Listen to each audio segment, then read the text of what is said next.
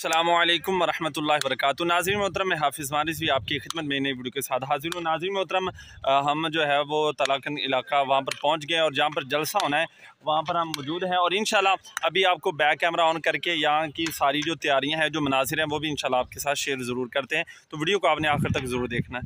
तो नाज़रीन मोहतरम, ये आप देख रहे हैं, ये स्टेज जो है ये सजाया जा रहा है।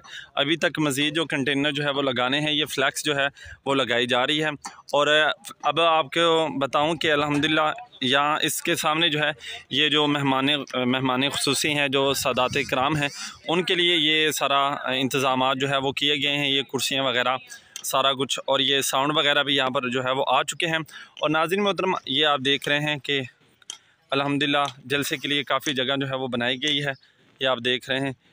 अब आपको पीछे लेकर जाता हूँ, आके भी मनाज़र दिखाता हूँ कि अभी तैयारियाँ जो है वो की जा रही हैं। अभी मुकम्मल तैयारियाँ हुई नहीं। ये आप देख लें, कुर्सियाँ पड़ी हैं, मज़ीद जो है वो अभी लगानी है।